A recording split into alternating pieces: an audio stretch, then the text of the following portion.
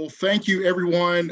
It's a pleasure to be here this morning. First and foremost, I want to thank the SANS Institute for giving me this platform to speak to you guys about working with a recruiter. Obviously, one of the things, working with a recruiter, it's really that gateway to find that opportunity, that potential job that you're looking for in the cyberspace. And so, cannot thank this group to allow me to give you a couple moments. So if you'll go to the next slide, Emily. So just tell you a little bit about myself. So I've been in 15 years of an experience in both IT, technical staffing, recruiting. I'm currently the managing director for DIVERSANT. And so we are a large staffing firm. I'm the managing director for our Atlanta office. Also, I serve as our D&I leader for several diversity initiatives for our organization as well.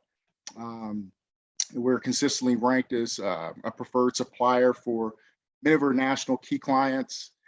And before I was in staffing, a cool little stat about myself, I was a former college football coach. So I can, definitely tell you about the journey of transitioning from, one career to the other. Next slide, please. So a little bit about Diverseath on the next slide that you'll see. I just want to do a small commercial about us. So we were founded in 2005. We are a certified minority business enterprise. We are situated in 15 locations. We do about 235 million in revenue, 1,700 employees, hundreds of clients that we support.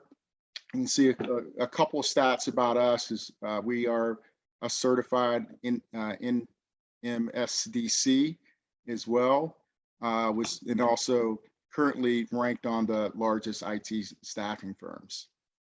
So let's jump into it. So 7 tips for working with a recruiter. So I'm really excited to talk to you guys about the journey, right? Of working with a recruiter. I'll tell you this, if you are new working with a recruiter or you've worked with a recruiter in the past, the job of a recruiter is to be an advocate to work on your behalf, right? So we're working on the behalf of you to help you land that job, as well as we're working with the client to help them find great talent. So it's really a great match and an opportunity to make sure that we're helping you along. So the first thing that I would tell you, if you can advance the slide to the next slide, Emily, is number one, and I can tell you probably the number one question that I see regarding working with a recruiter is number one, is preparing to get yourself recruited. So what does that mean? Well, the very first thing is having a resume. And Emily, you can probably prompt the next one there. And that resume really needs to speak to the role that you're chasing.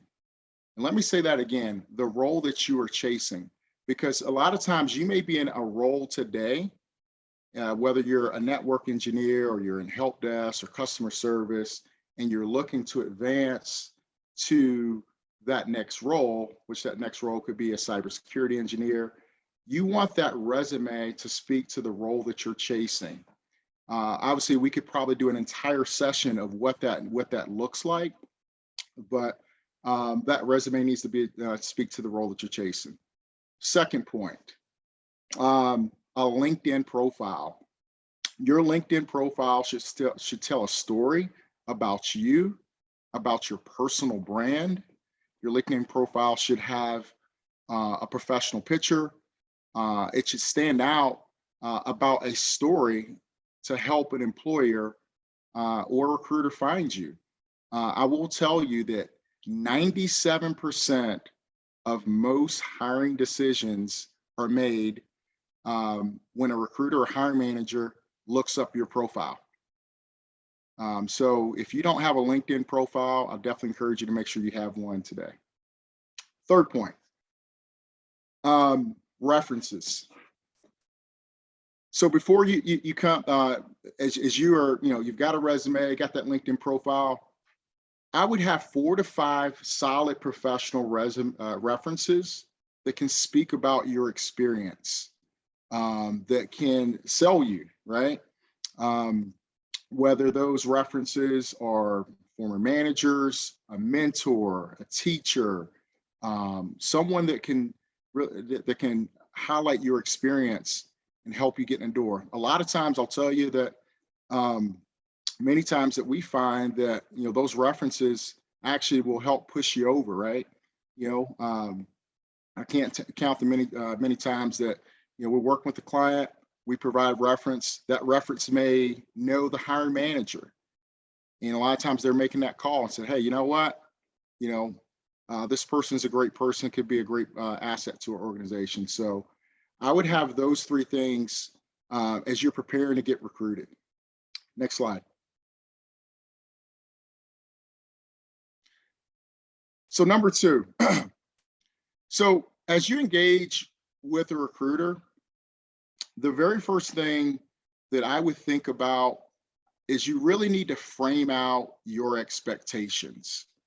And what I mean is, what are the expectations that you're looking to go to for in terms of, the first thing, the position, what type of role. A lot of times we work with candidates that, they're maybe in transition and they're applying for a job or they're going to a job, and that 90 days later, that may not be the job they want, right? So really be honest about the position that you're looking for, what type of role it is. Is it hands-on? Is it leadership? So we can definitely kind of, set those expectations. Secondly, big question, compensation. I'll be honest, I think, when you're working with a recruiter, be honest about, your salary history, the compensation, and compensation meaning not only just pay and salary, but the benefits, the things that you're looking for in terms of compensation, whether that role is a direct hire, whether that could be a contract role, and that you understand that, because the compensation for a direct hire versus contract will be different, because based on the position. Thirdly, when you're framing out those expectations, the work environment, really being, setting those expectations with the recruiter. Hey, what type of work environment am I really looking to work in? Am I working remote? Is it hybrid? Is it a large organization? Is it a small? Is it a startup? What type of size team am I working with? Tell me about the projects. And if you can really be able to kind of set the expectations around the work environment, again, as I said before, that recruiter can be that advocate who's working on your behalf to help you land that role that you're looking for. Number 3 tip. And I think this is important, obviously in the world that we live in, is establishing a method of communication.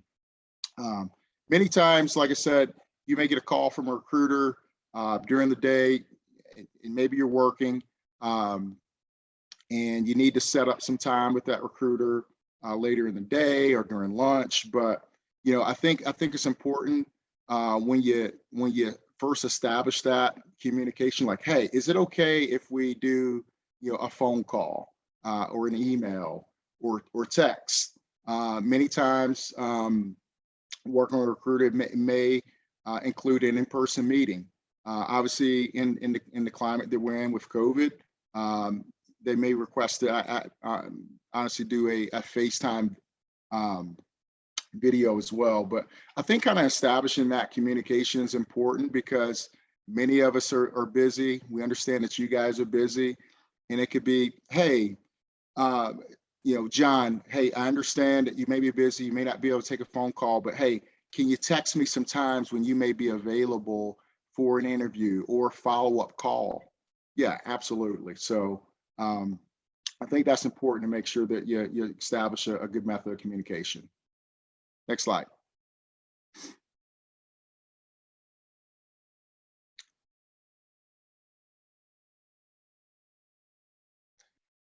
Number 4, the 3 Bs. And I really titled this, because I think it's important.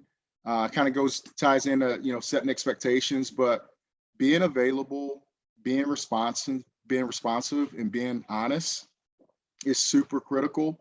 Again, when you're in a job search and you say, hey, you know what? I'm not going to be available for the next 3 weeks. I'm going to be out of country. I think a lot of times, that may shut you off because sometimes clients may be moving a lot faster. And I think just making sure that you're available for an interview or what have you, because a lot of times, again, when these searches start, a lot of times we're engaged with a client and that client's ready to move. So making sure you're available. Obviously, many times, a lot of the candidates that we work with are working, but again, setting some time out that you can be available for a 30-minute, an hour call, what have you. Being responsive. Again, whether we set that communication up around email or text, making sure like, hey, make sure you get back with me around, making sure I can help you, push you through the next stage of the interview, or if it's a follow-up. So making sure you're being responsive. And lastly, just being honest, right? I get it. I know that a lot of times that when we're working with a candidate, they could be working with other recruiters, they could be working with other firms, they could be have some other interviews. But I think just being honest about, hey, I've got this going on, I've got another interview, or just being honest about your expectations, because it really goes back again to one of the first things I said about a recruiter is an advocate that works on your behalf. It's really a win-win mentality opportunity. So those are the 3 Bs. Number 5. I don't know if many of you have heard of this before, but it's the STAR interview technique. I think one of the things when I first got into recruiting was it talks about, when you're talking with a candidate, really trying to make sure that they can talk through a STAR interview technique. And what does that mean? Stats are good, stories sell, right? And a lot of times, whether it's that first initial interview with a recruiter, and you're really trying to understand, their back. We're really trying to understand your background. I think putting together a STAR, and what that STAR means is, number 1 is the situation, secondly, the task, third, the action and result. So I'll paint a scene for you. And it doesn't matter, if you were working as here's an example. You're a cafe manager and you're really setting and saying, hey, I'm a cafe manager today. I'm really looking forward to going into a network engineer role. Okay, great. Hey, paint me a scene of something great that you did, a STAR situation. So as I was a cafe manager, we were selling subs, our sales were down. So the task at hand was we needed to get sales up, and we needed to get sales up pretty quickly. So this is what we did. So the action was we got our entire staff together. We brainstormed about ideas to help generate sales. We whiteboarded it. We came up with 2 or 3 best ideas. One was social media.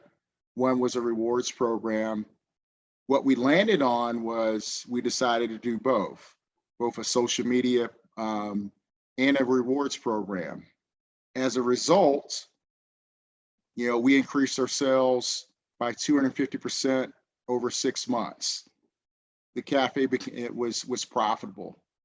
And so being able to paint a picture around a story, around whether it's a role that you did or an opportunity, I think that paints a picture. I think number one, as a recruiter, those are the stories as we're putting together your profile and we're selling you up to a hiring manager about some of the strengths and some of the things and some of the stories that we can help sell you as a candidate. Next slide. Number 6, I think this is important as well, is trust the recruiter to work on your behalf. I'll tell you, at times, once you get engaged in the interview process, and sometimes you get, obviously get involved with the hiring manager, and there may be, a couple days you don't hear anything back, and what happens is, the candidate will go over our head. They'll try to go directly to the manager, and sometimes, honestly, I think for us to be able to help you best is for us to allow us to help you, take you through that journey, right? Because again, as I said before, we're an advocate working on your behalf. It is both a win-win for both, for me and for you, that we help you land this job.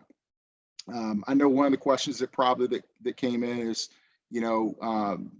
we actually, most recruiters, I'll tell you, they do not charge our candidates.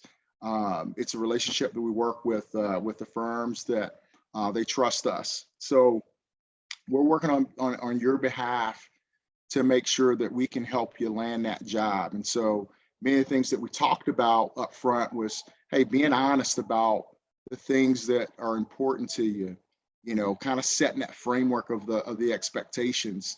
And so we're gathering all this data, right, and working with you on your behalf to help you to land that job. So really trust that recruiter to work on your behalf to help you land that job. Next slide, number 7. And lastly, is tip number 7 is follow through and follow up.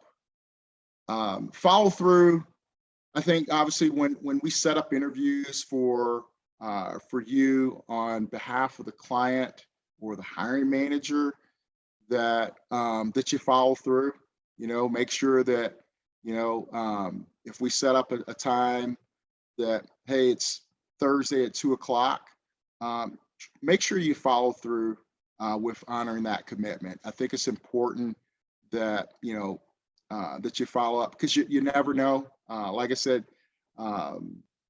that even though you may now, of course, if you landed something else, I can certainly understand that, but making sure that you're really following through on commitments, right? And sometimes those commitments are also, as well as like, because once we help you land the job, a lot of times we're working with you on the onboarding piece as well. Follow up on any documentation, any onboarding, any employment verification, or if it's degrees or certification verification, we're doing all that follow up for you as well. And then on the second piece is follow up. I can tell you that many times, I'll tell you, maybe not the first time that we work together, maybe not the first opportunity, and I shouldn't say many times, but I think when you establish a relationship with a recruiters, candidates are our lifeline, right? And that's how we obviously are able to help you, is that making sure you follow up, update us with any new things that you have going on, whether it's, hey, I just got a certification, or I added a new skill, I can tell you, I've worked with candidates for over a decade, and I've worked with candidates and been able to place them in multiple places because we have a relationship, or there may be an opportunity that, you know what, you're moving from one location to the other, and we can help you. So I think it's important that you follow up with recruiters, and keep them in tune to some of the things that's happening with you. So with that being said, I think again, I know we got a couple minutes. I know there were a couple questions that came through, so I'll open it up for a couple of questions and go from there.